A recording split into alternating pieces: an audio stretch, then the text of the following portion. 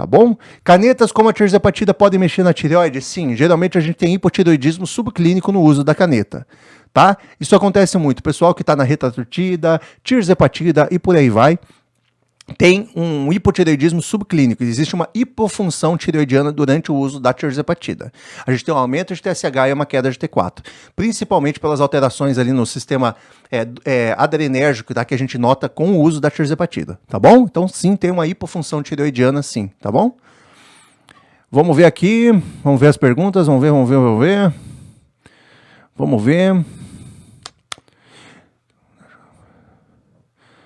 FFFF, cara, eu como pouco, déficit calórico baixo e não consigo emagrecer. Será o que pode ser? Não tenho a menor ideia.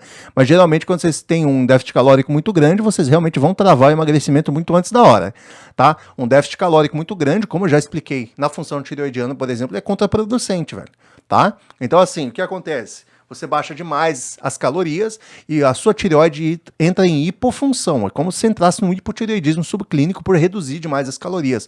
Por isso, muitas vezes, se vocês forem no meu stories do TikTok hoje, vocês vão ver que tem uma paciente ali que começou semana passada comigo, ela estava com medo de engordar quando ela comesse. Eu falei, você não vai engordar. E ela começou a comer e o corpo dela começou a funcionar melhor, porque ela estava num déficit calórico muito grande, tá? Então, vocês têm que pensar no contexto. Tá? Principalmente quando a gente fala de tireoide, a gente precisa de calorias para a tireoide funcionar. Tá? Entrar em déficit calórico muito grande, a sua tireoide entra em stand-by mesmo.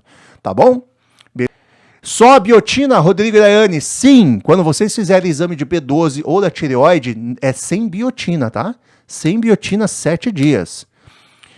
Zuc, quando o TSH fica zerado, qual o BO? Hipertireoidismo, Zuc, normal, é típico do hipertireoidismo. Tá bom? Tá? Hipertireoidismo. TSH não pode ficar zerado, Zuc. O TSH tem que estar entre 0,5 a 2,0. A 2,0. 0,5 a 2,0. TSH zerado significa que existe uma hiperfunção tireoidiana. Tá? Isso não pode acontecer. Não pode. E tem que existir um equilíbrio entre TSH, T4 livre, T3 livre e T3 reverso. Perguntas que não são sobre a tireoide, eu não vou responder. Tá? Ponto. Não adianta insistir. Boa noite, tem um nódulo localizado no eixo um tamanho de 1.3 T-Radix 4. Rodrigo e Daiane, o que acontece? Acima de 1 centímetro, acima de 10 milímetros, aí você começa a ter que olhar mais de perto. Geralmente um USG a cada 3 meses, mas quem vai dizer isso é o teu endócrino. T-Radix 4, encaminhamento para endócrino, abaixo de 1 centímetro, de 10 milímetros, geralmente não precisa ir logo para endócrino. É bom ir, fazer uma punçãozinha, ver uma pequena biópsia, essa é a palavra, tá? Para saber o que tem ali. E obrigado, Miguel, muito obrigado, velho. Miguel sempre ajudando na nossa live aqui, muito obrigado, velho, tá? Valeu mesmo ajudar a bater a meta aí. Rodrigo e Daiane, T-Radix 4 acima de 10 milímetros, acima de 1 centímetro, vai no endócrino para ele fazer uma pequena biópsia, com uma microagulha do tamanho de um fio de cabelo, tá? Essa biópsia é ridícula mesmo, para confirmar que não é maligno. Geralmente quando é um nódulo só, é muito raro ser maligno, muito, muito raro mesmo, tá? Mesmo sendo T-Radix 4. É que eles botam T-Radix 4 quando não conseguem analisar bem a vascularização, o quão vascularizado ele está, o formato dele, né, ele tem que ter bordas bem definidas, aquela coisa toda. Então, quando você não consegue analisar ele direito, quando a borda não é muito bem definida, quando você não consegue analisar bem a vascularização desse nódulo na tireoide, aí ele acaba caracterizando como T-Radix 4, tá?